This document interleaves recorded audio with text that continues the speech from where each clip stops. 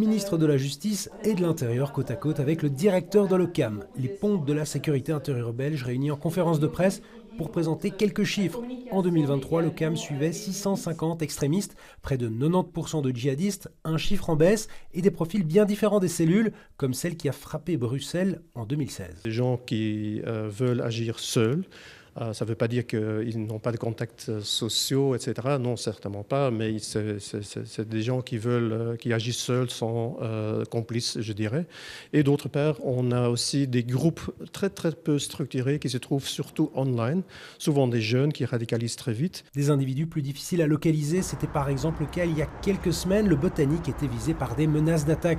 Pour s'adapter à ces changements, la banque de données communes bénéficie d'un nouveau cadre.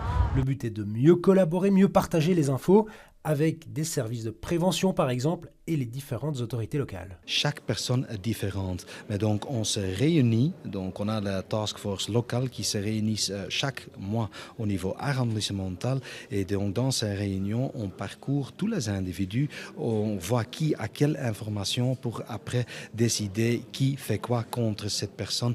Quoi qu'il en soit, le niveau actuel de menaces terroristes reste à 3 en Belgique, une menace possible et vraisemblable.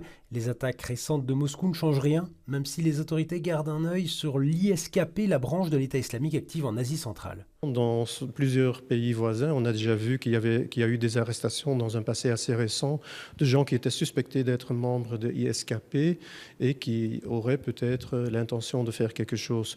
Donc c'est une réalité, une menace qu'il faut vraiment prendre en compte. Cette menace de ISKP, c'est peut-être pour le moment le seul groupe de IS qui a et l'intention et les capacités à pouvoir projeter des attaques à l'étranger. Et nous n'aurons pas plus d'informations sur le nombre d'individus en lien avec cette branche de Daesh. Cela fait partie des informations précieusement gardées au sein de l'OCAM.